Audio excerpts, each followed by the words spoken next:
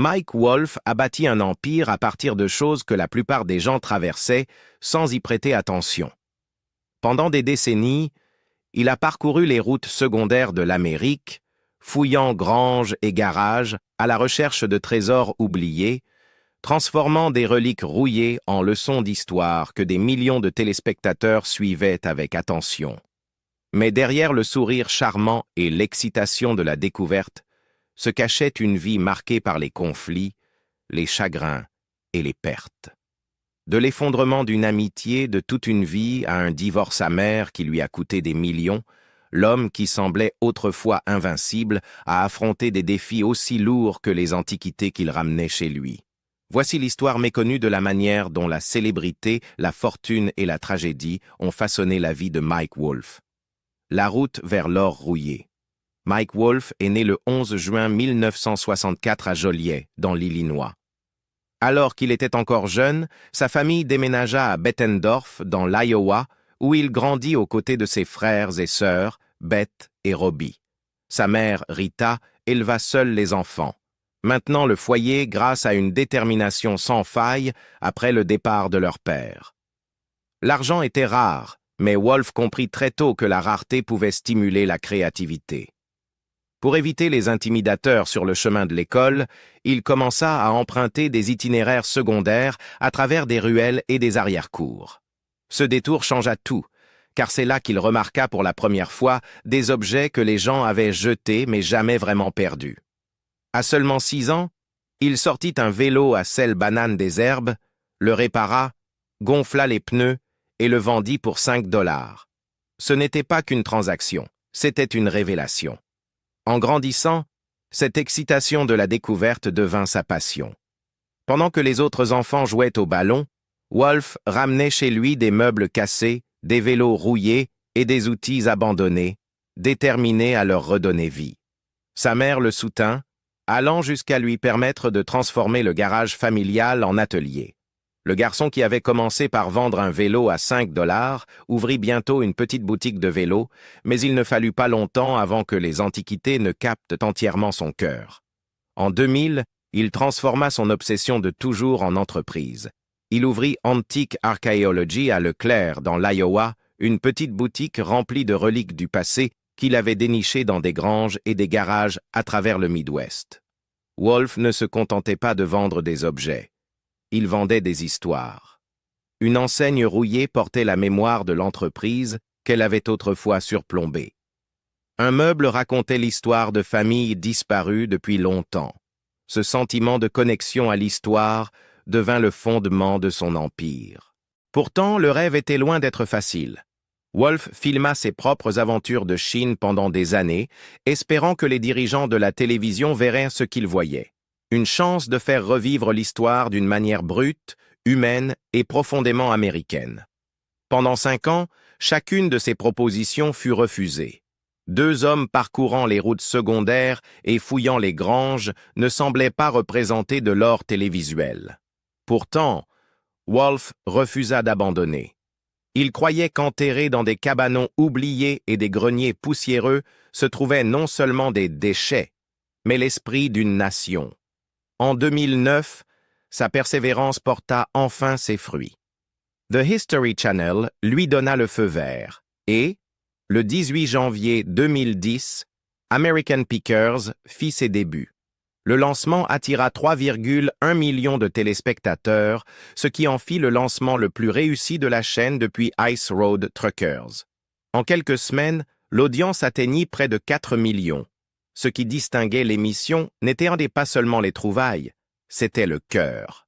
Chaque objet portait une histoire, chaque collectionneur avait un passé, et Wolfe était le conteur qui reliait tout cela. L'ascension d'American Pickers et le pouvoir de l'amitié. Lorsqu'American Pickers a été lancé en 2010, ce n'était pas seulement une émission sur les antiquités. C'était une émission sur l'amitié, la mémoire et les recoins oubliés de l'Amérique. Au cœur de cette alchimie se trouvait le partenariat de Mike Wolfe avec Frank Fritz, un homme qu'il connaissait depuis le collège.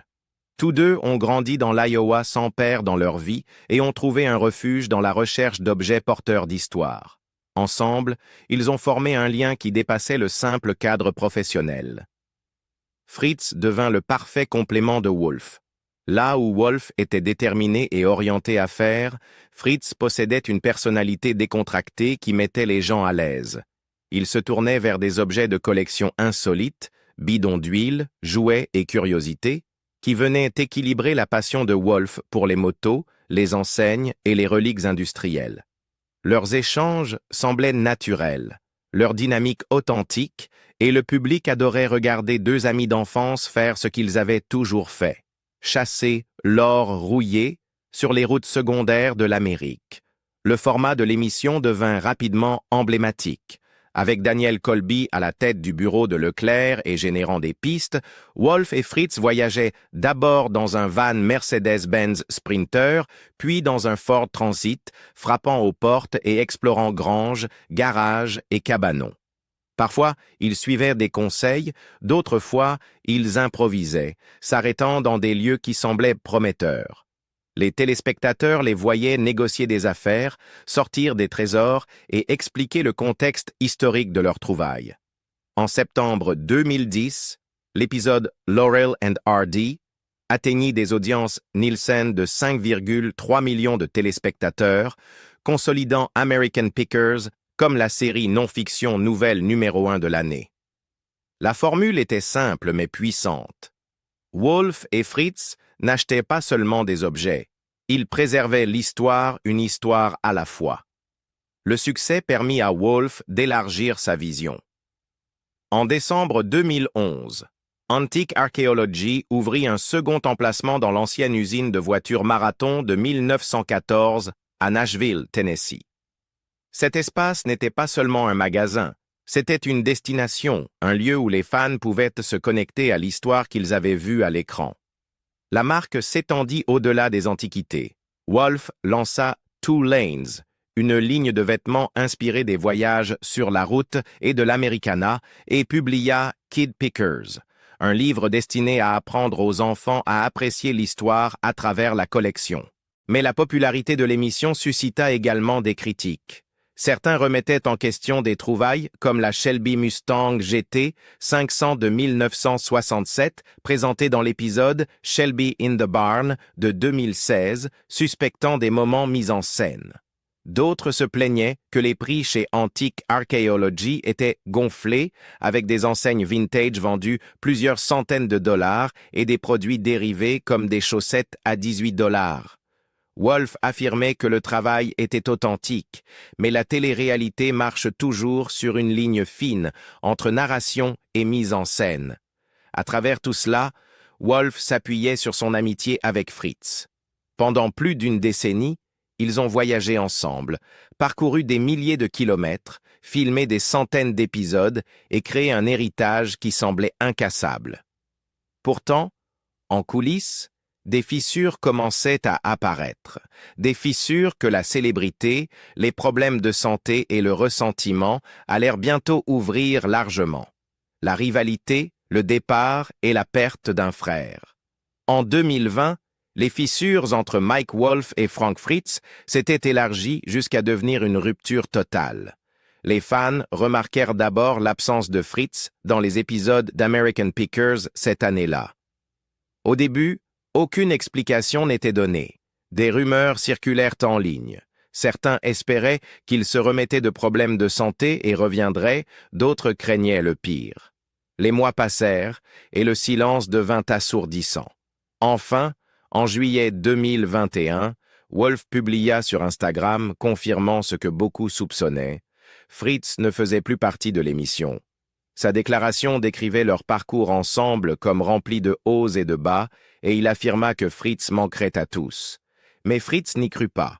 Dans des interviews, il qualifia le message de Wolf de connerie, révélant qu'il ne s'était pas parlé depuis 2 ans. Même lorsque Fritz subit une opération majeure du dos en 2020, Wolf ne l'appela jamais. Pour Fritz, l'homme qu'il considérait comme un frère depuis 40 ans l'avait abandonné. L'amertume allait plus loin que le silence. Fritz accusa Wolf d'avoir fait de l'émission un projet entièrement centré sur lui-même, affirmant que les projecteurs étaient braqués 1000% sur Wolf. Il comparait leur dynamique à un groupe de musique où Wolf était toujours le chanteur principal, tandis que lui jouait les seconds rôles. Pour un homme qui avait contribué à faire d'American Pickers l'un des plus grands succès de la History Channel, c'était une douloureuse rétrogradation. Les problèmes de santé ne firent qu'aggraver la fracture. Fritz vivait avec la maladie de Crohn depuis des années, luttant contre la fatigue et la douleur chronique. En 2020, son opération du dos le mit hors service et il devint dépendant des analgésiques. La chaîne avait des règles strictes concernant les médicaments, et ces difficultés fournissaient apparemment aux producteurs une raison supplémentaire de l'écarter. Fritz insista sur le fait qu'il n'avait pas quitté l'émission, il avait été licencié. Wolf, de son côté, affirma avoir essayé de soutenir Fritz et de l'encourager à se faire aider, mais l'amitié s'était déjà effondrée.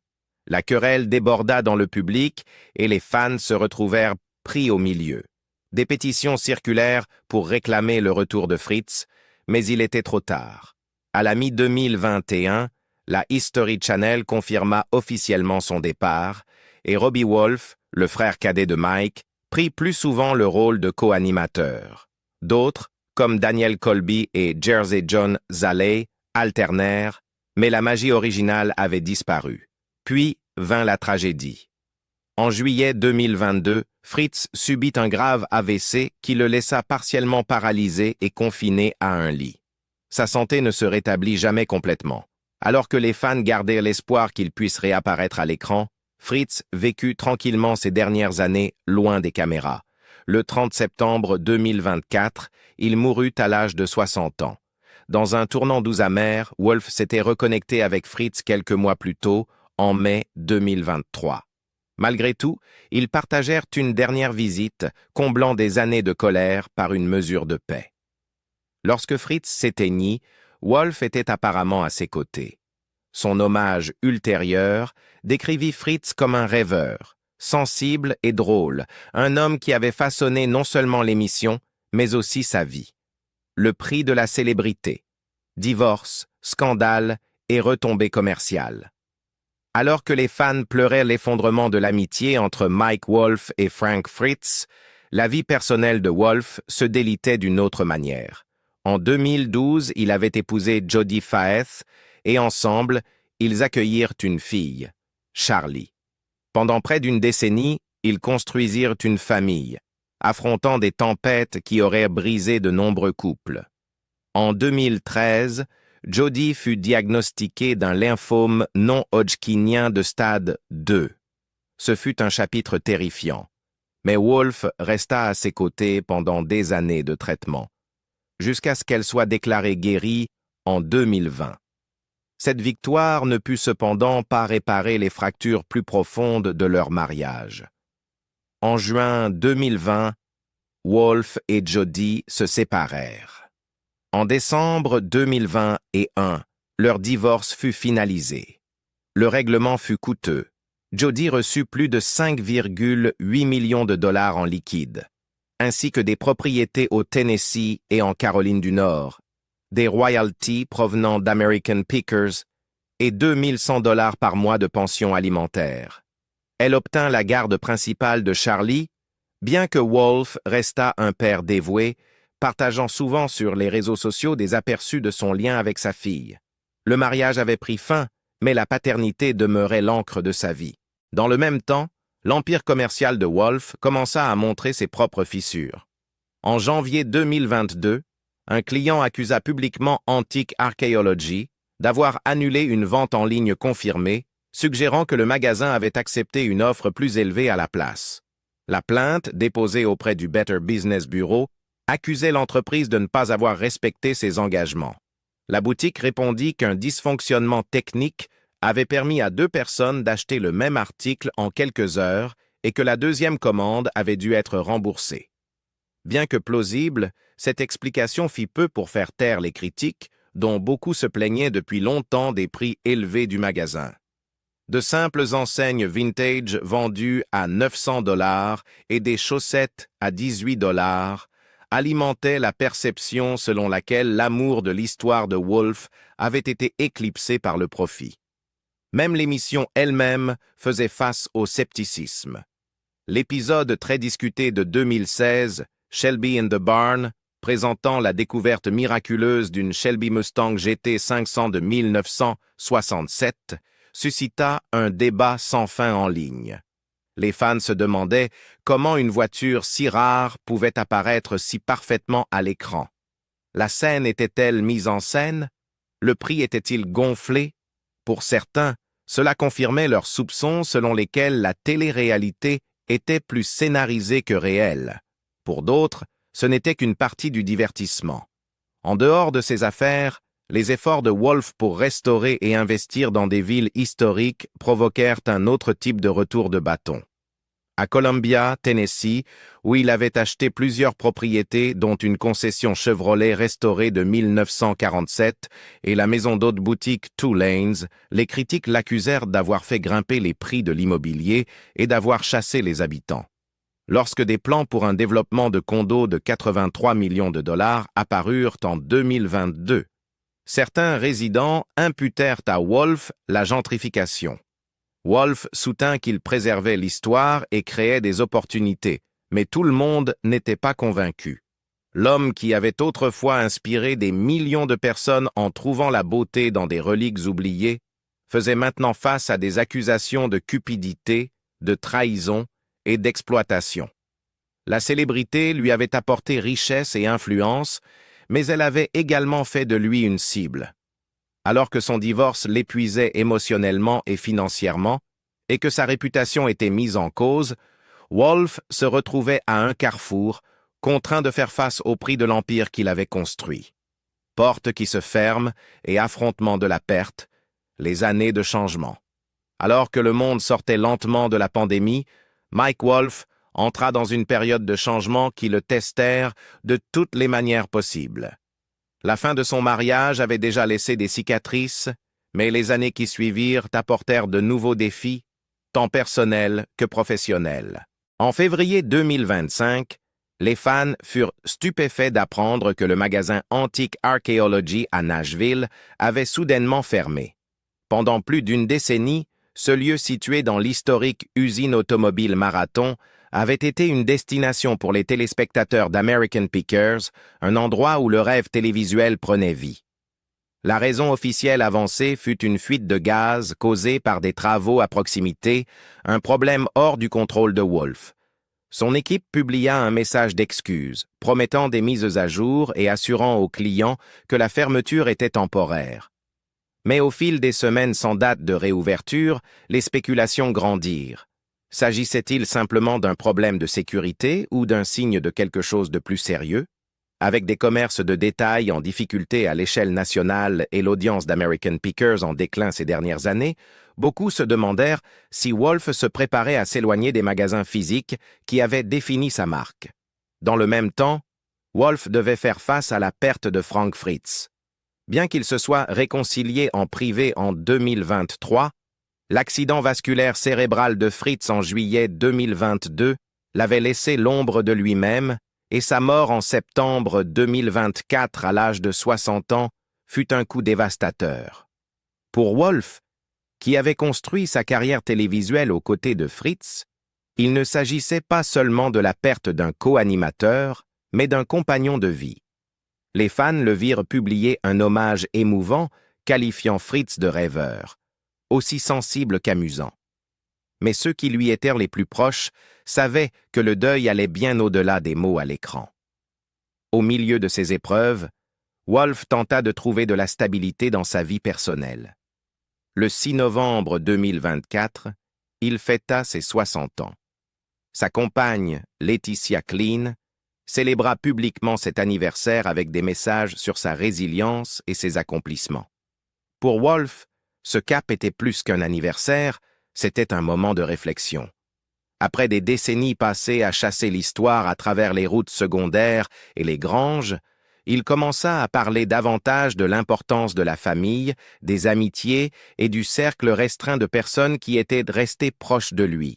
Il n'avait pas ralenti sa passion pour le picking, mais son attention s'était tournée vers ce qui comptait le plus. Pourtant, le travail continua.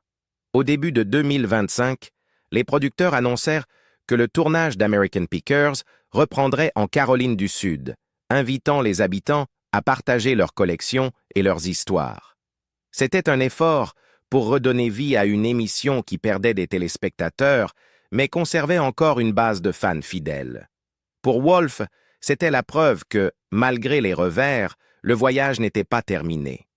Le garçon qui avait autrefois vendu un vélo à 5 $ était toujours sur la route, toujours à la recherche de trésors, et toujours déterminé à préserver l'histoire, bien que désormais avec le poids de décennies derrière lui.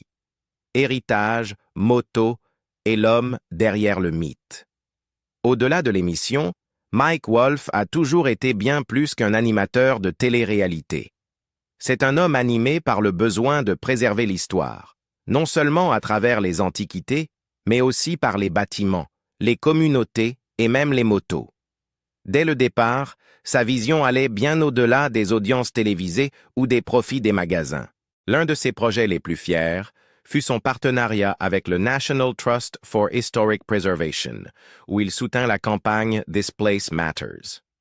Plutôt que de laisser disparaître les monuments historiques, Wolf investit son temps et son argent pour les restaurer.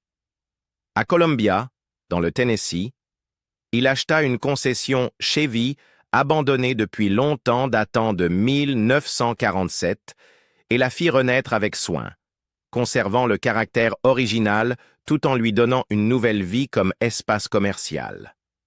Il lança l'initiative Nashville's Big Backyard, visant à revitaliser les petites villes de l'Alabama et du Tennessee en attirant touristes, télétravailleurs et nouvelles entreprises.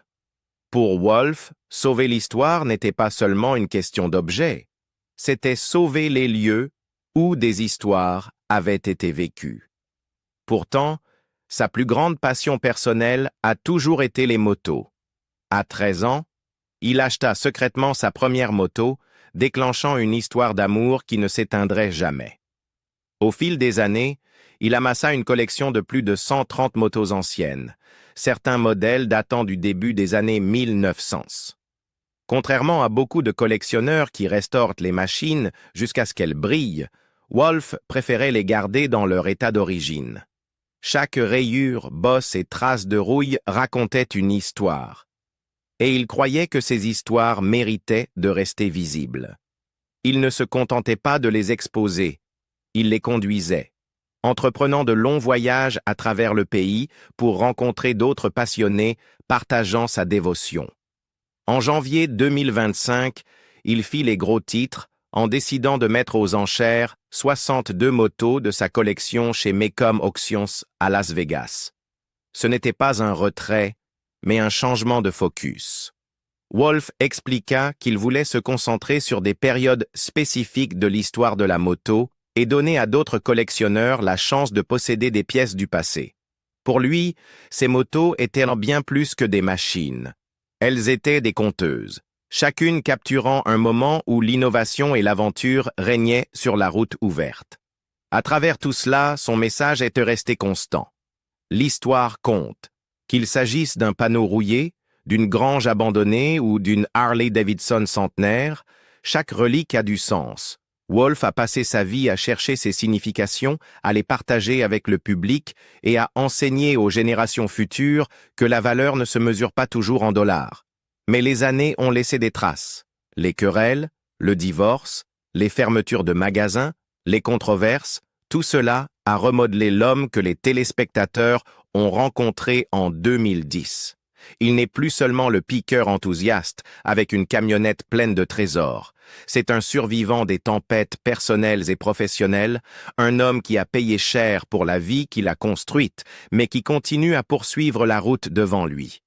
Le parcours de Mike Wolf a été rempli de triomphes, de chagrins et de pertes qui l'ont changé à jamais. Des sommets du succès record d'American Pickers, au bas de la perte d'un ami, d'un mariage et même de sa propre réputation aux yeux de certains, son histoire est aussi complexe que les antiquités qu'il chasse.